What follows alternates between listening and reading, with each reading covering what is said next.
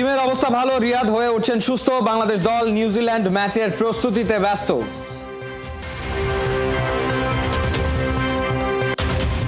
টাইগারদের অনুপ্রেরণার নাম রাওয়ালপিন্ডি, শোয়েব আখতারের মাঠে ইতিহাস গড়ার হাতছানি।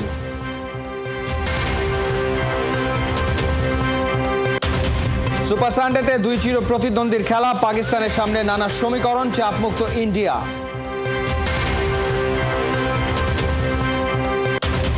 এবারে ডিপিএল জয় করবেন সাকিব আল হাসান, বলছেন রূপগঞ্জের চেয়ারম্যান লুৎফর রহমান।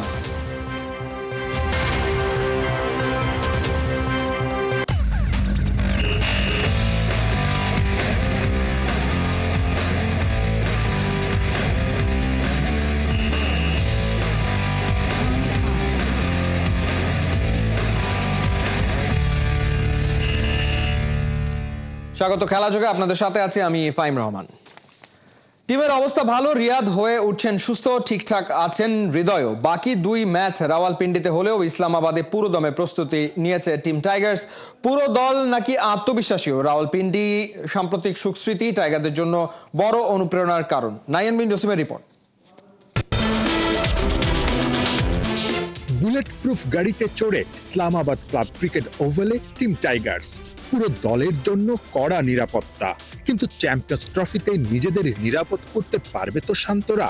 সেমির রেসে টিকে থাকতে একটাই অপশন খোলা, পরের ম্যাচে নিউজিল্যান্ডকে মাটিতে নামিয়ে আনা।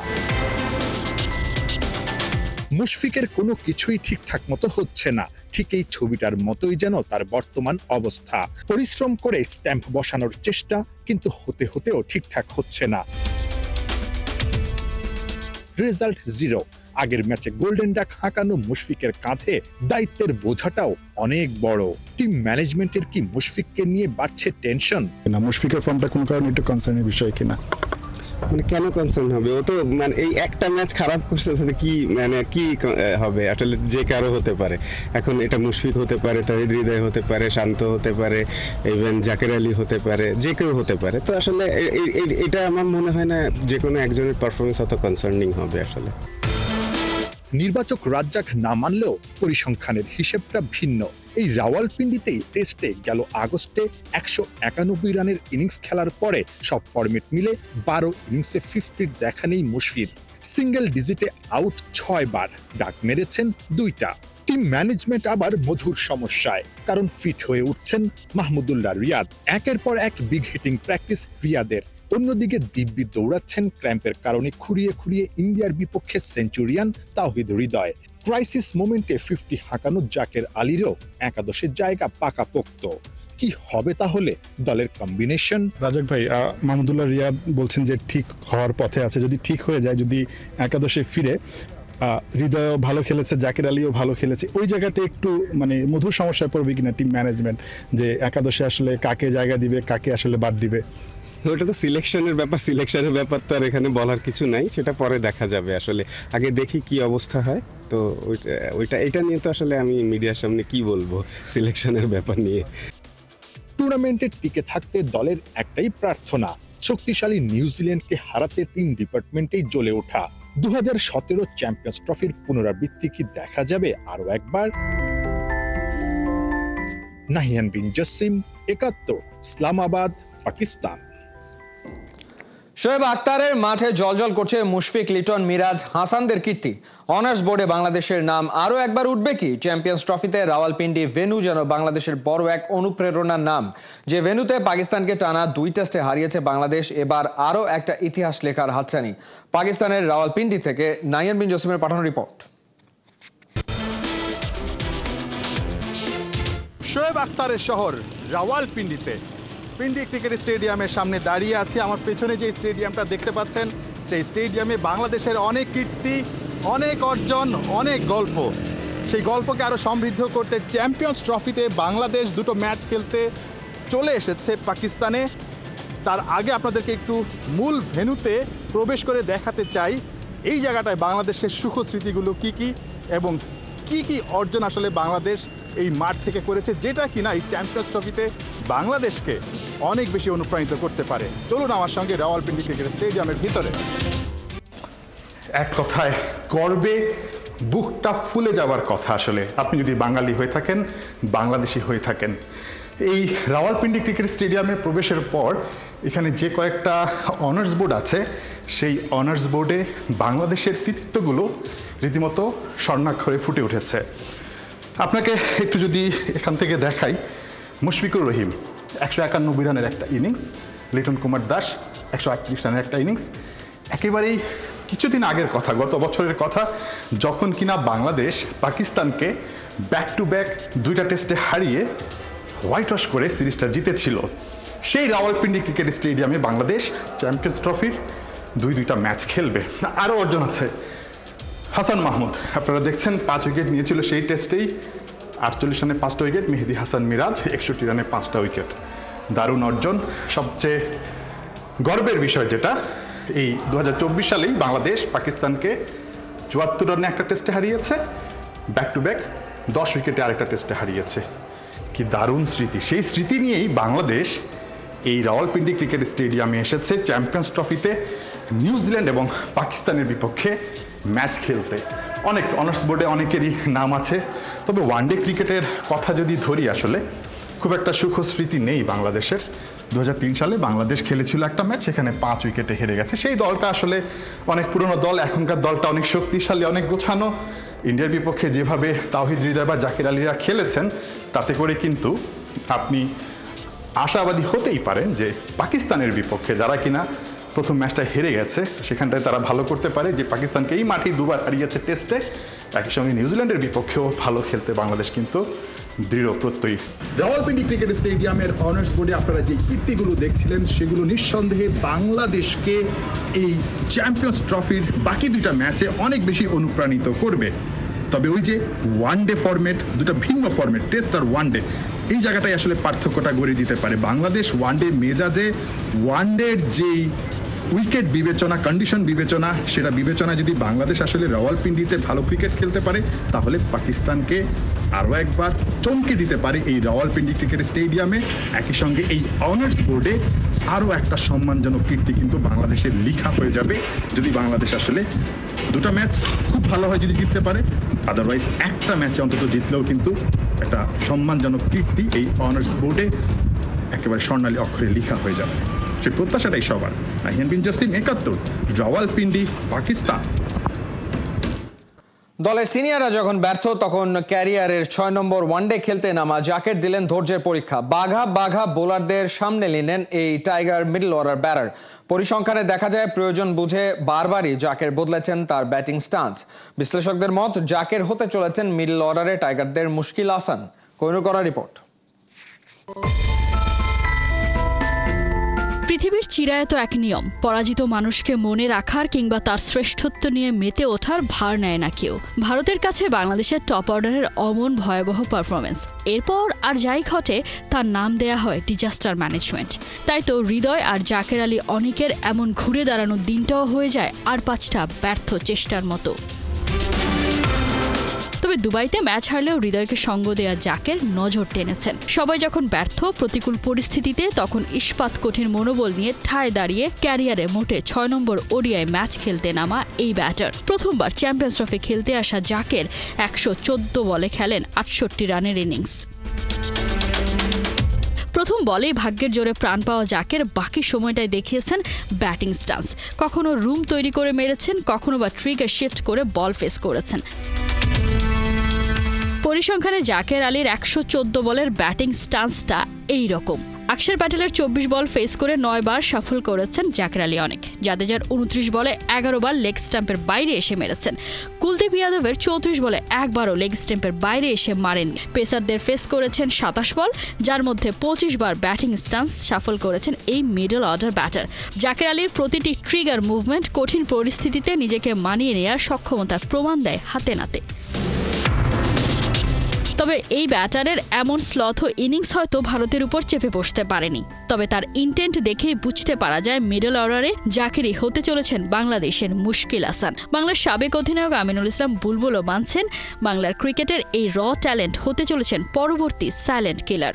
Zakir Ali is a wonderful cricketer actually. আমার one of the favourite cricketer, because এত সাহস এবং এত পজিটিভ মাইন্ড নিয়ে ক্রিকেট খেলে। He is our next Mahmudullah actually. Match হারায় অবশ্য জাকেরের ক্যাচ মিসে অনেকেই তার গায়ে জুড়ে দিতে চেয়েছিলেন ভিলেনের ট্যাগ, অথচ ওই একই ম্যাচে স্লিপে দাঁড়িয়ে লোপ্পা ক্যাচ ফেলে দিয়েছিলেন রোহিত শর্মা। জয় আর পরাজয়ের পার্থক্যটা এখানেই। রংধনুর 7 রং যদি দেখতে হয় তবে বৃষ্টির তাণ্ডবও সইতে হয়, সেটা অবশ্য খুব ভালো করেই জানেন ক্রাইসিসম্যান জাকের আলী অনেক। কোহিনুর কণা, ৭১। দুই চিরপ্রতিদ্বন্দ্বী ক্রিকেটের মহারণে দুই পরাশক্তি অপেক্ষার অবসান ঘটিয়ে রবিবার চ্যাম্পিয়ন্স ট্রফিতে মুখোমুখি হচ্ছে ভারত পাকিস্তান। যদিও দুবাইয়ে মাঠে নামার আগে দুই দলের সামনে দুই ভিন্ন সমীকরণ। আসরে টিকে থাকতে রিজওয়ানদের চাই জয়, অন্যদিকে পাকিস্তানকে হারাতে পারলে ভারত এক পা রাখবে সেমিতে। ম্যাচের আগে কে কতটা এগিয়ে তুলে ধরছেন পার্থ বণিক। দৌড় কি বামে কি ডানে, আইসিসি চ্যাম্পিয়ন্স ট্রফিতে শুধু ছবিতে নয়, বাস্তবেই দৌড়ের মাঝে আছে টিম পাকিস্তান। দুবাইয়ে ভারতের বিপক্ষে হাই ভোল্টেজ ব্যাটেল, যেখানে হারলেই ব্যাগ কাঁধে নিয়ে আসর থেকে বিদায় এক প্রকার নিশ্চিত হয়ে যাবে রিজওয়ানদের। ভারত ম্যাচের আগে পাকিস্তান কতটা চাপে তা বোঝা গেছে দুবাইয়ের এই রাত্রিকালীন অনুশীলনে। পাক্কা 3 ঘন্টা ফুল টিম প্র্যাকটিস করার পরেও আলাদা করে আরো 20 মিনিট অনুশীলন করেছেন পাকিস্তানের ব্যাটাররা, বিশেষ করে বাবর আজম। নিউজিল্যান্ডের বিপক্ষে 90 বলে 64 রানের স্লো ইনিংসের জন্য রীতিমতো তুলোধুনো হচ্ছেন। অনেকে কিউইদের কাছে হারের দায়ও দিচ্ছেন তাকে। তাই প্র্যাকটিসে সব বোলারদের বিপরীতে 2 ওভার করে ব্যাট করেছেন এই পাক তারকা। এদিকে ছাড় পাননি শাহিন আফ্রিদি, হারিস রোফরা। নিউজিল্যান্ড ম্যাচে দুজনে মিলে দিয়েছেন 131 রান। বলা চলে এক প্রকার শাস্তি স্বরূপ দুজনকে 7 ওভার করে বল করিয়েছেন হেড কোচ আকিব জাভেদ। এদিকে পাকিস্তান ম্যাচ নিয়ে দুনিয়ার মানুষ যতই হাইপ তুলুক, রোহিতদের কাছে এটা এখন ডাল ভাত। মুখোমুখি শেষ 5 ওয়ানডের 5টাই জিতেছে তারা। সবশেষ যেবার পাকিস্তানের কাছে হেরেছিল তা 2017 চ্যাম্পিয়ন্স ট্রফির ফাইনালে। ভারতের কনসার্ন হতে পারেন বিরাট কোহলি। বাংলাদেশের বিপক্ষে 22 রানে আউট হয়েছেন, তাই প্র্যাকটিসে আলাদা এফোর্ট দিতে দেখা গেছে তাকে। অনেকটাই নিশ্চিত উইনিং কম্বিনেশন নিয়েই পাকিস্তান ম্যাচে মাঠে নামবেন রোহিতরা। প্র্যাকটিসের ফাঁকে এ নিয়ে কোচ গম্ভীরের সাথে আলোচনাও করেছেন টিম ইন্ডিয়া ক্যাপ্টেন। চ্যাম্পিয়ন্স ট্রফিতে দুই দলের হেড টু হেড রেকর্ড বলছে 5 ম্যাচের 3টা জিতে ভারতের চেয়ে সামান্য এগিয়ে আছে পাকিস্তান।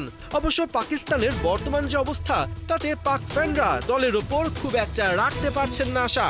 পয়েন্ট টেবিল বলছে ভারত জিতলে এক পা রাখবে সেমিফাইনালে, আর পাকিস্তান পড়বে কঠিন সমীকরণে। সেক্ষেত্রে সেমিতে উঠতে হলে ভারতের বিপক্ষে পাকিস্তানের জিততে তো হবেই, সাথে নিউজিল্যান্ডেরও হারতে হবে ভারত ও বাংলাদেশের কাছে। এর ব্যতিক্রম মানেই পাকিস্তানের টাটা বাই বাই। পার্থ বণিক, ৭১। 2017-তে পাকিস্তানের কাছে হারের দুঃসহ স্মৃতি ভুলতে চায় ভারত, আর সেই লড়াইয়ে সামনে থেকে নেতৃত্ব দিতে প্রস্তুত বিরাট কোহলি। অনুশীলনে তার নিবেদনী বলে দিচ্ছে এই ম্যাচ তার কাছে শুধুই আর একটা ম্যাচ নয়, এটা এক অসমাপ্ত যুদ্ধের ময়দান। বিস্তারিত মাহদি হাসানের রিপোর্টে।